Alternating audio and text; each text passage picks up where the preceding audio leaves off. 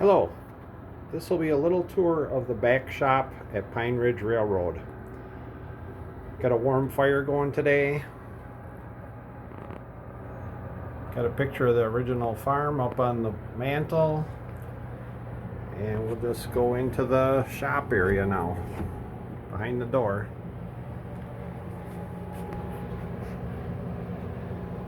It's newly remodeled, barn boards. We did this train shelf a little bit. Start here with a nice artist drawing of the Augusta Mill, which is one of the features on our outdoor railroad. Copy of the Augusta Mill. And down here we have, I was told it's a handle off a rail car type velocipede or something. And this room is about 8 by 12. Share it with the central vacuum, the water heater, and a furnace. This wall, it's a 4 foot by 8 foot shelving unit. Shows all my trains throughout the years. The wooden one is like my first train when I was like 1 year old. And then next to it we have an N scale. My mother bought me that when I was kind of done with HO. She thought I should have an N. Kind of too small. And we go to some of the saved HO. Saved from when I was 10, 11, 12 years old. And then eventually started kit bashing. Of course, we got a Pine Ridge Railroad in HO scale. We had a logging railroad. Logging and mining. And then some snowplow maintenance cars. And then I saved up to buy a 2442 Mallet brass. I must have been, I didn't have my driver's license yet. I was maybe 14, 15. Hobby shop where we always went, looked at brass locomotives all the time. Saved up some money. I think my dad kicked in a little bit. So like back in the early 70s, this thing was $215. I still have the tag for it. It was in the display case. I could never paint it. It's such a pretty locomotive in brass. I couldn't bring myself to paint it. Glad I didn't. Saved some of the kit cars. Modified, I think these are MDC cars. Little box cab diesel. I did a bunch of electric motor work to it. And flywheels inside, all kinds of stuff. Ran pretty good. Did some ore car duty with it. And then I always had a Mallet thing. I love the horsepower of them. So I had to have a bigger Mallet. Ran it on my layout a little bit, but it was kind of too big for my type of railroading. And you can just imagine these pulling strings of coal cars through the mountains. Kind of went into, this is ON30, Bachmann ON30. Use it on our Christmas village. Of course, another Mallet. A little Porter switch engine. A little Etsy 460. Use that to pull passenger cars. And then I have all three of the geared locomotives. A little T-boiler.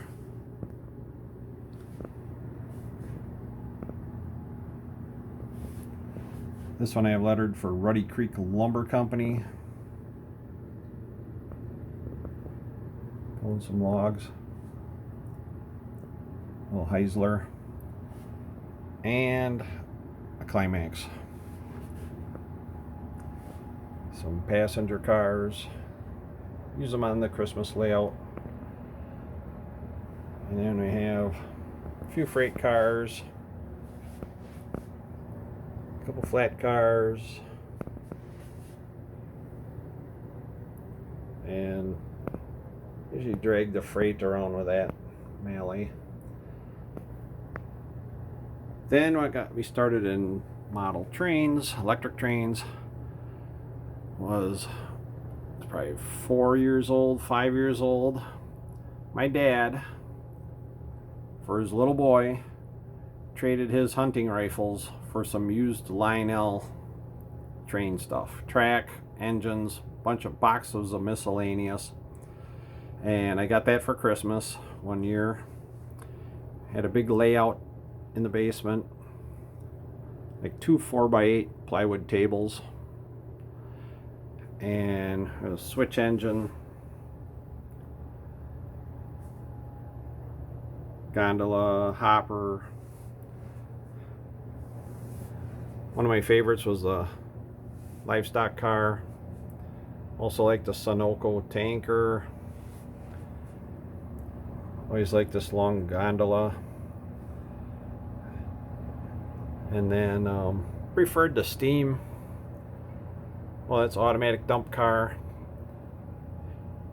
And number 244 here was the smallest one. And I remember one time my grandpa and grandma were babysitting for me. My parents went to a wedding. I was maybe, I don't know, 6 years old. And of course, talked grandpa into playing trains in the basement and let him run one. And somehow this one derailed, flipped over. The tables had edges on them, about 3.5 inches high. Flipped over the edge and hit the cement floor. Of course, being a Lionel, really didn't hurt it much. I was devastated at the time. Then we move up to the 2037. Still original as I played with them. And we have the lighted caboose, the whistle tender, and 2055. Of course, this was my favorite. The biggest, heaviest loco, would pull the most cars.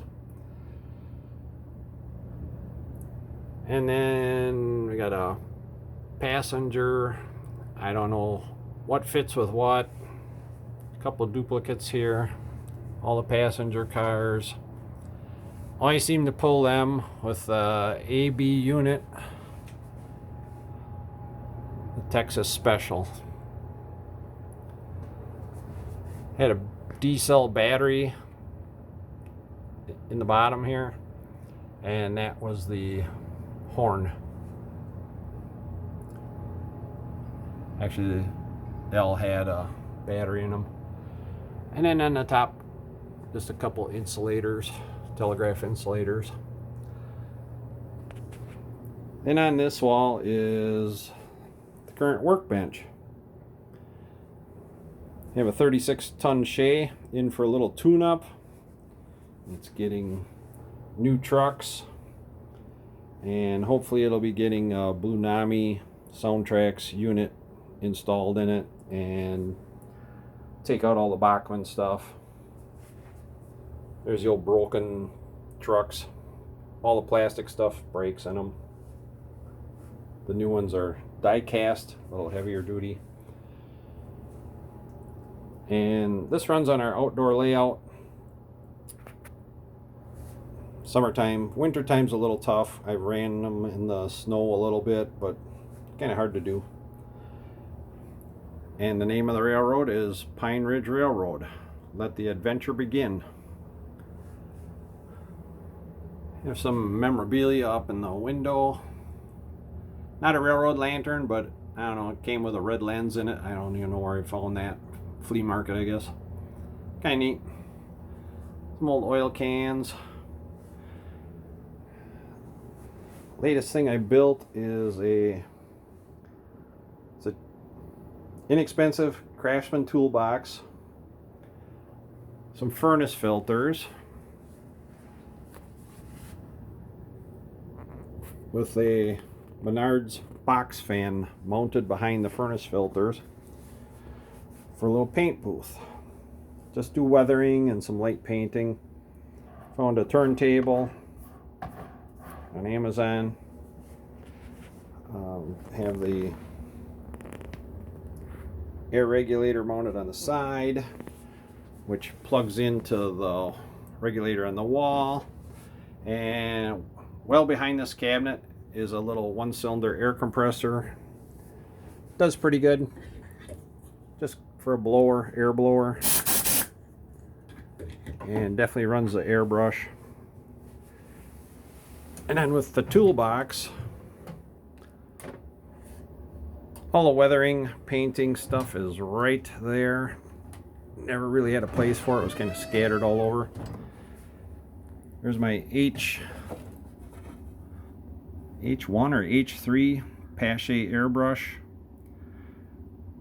Bought it at the Hobby House in Oshkosh, probably in 1970.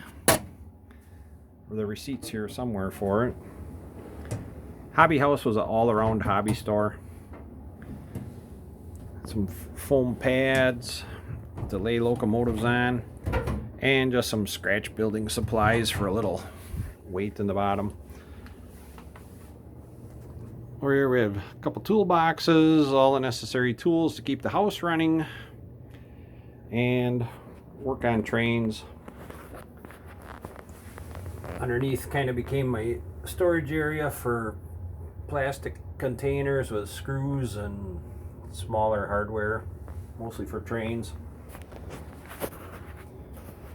More scratch building supplies and more parts and pieces up on the shelf.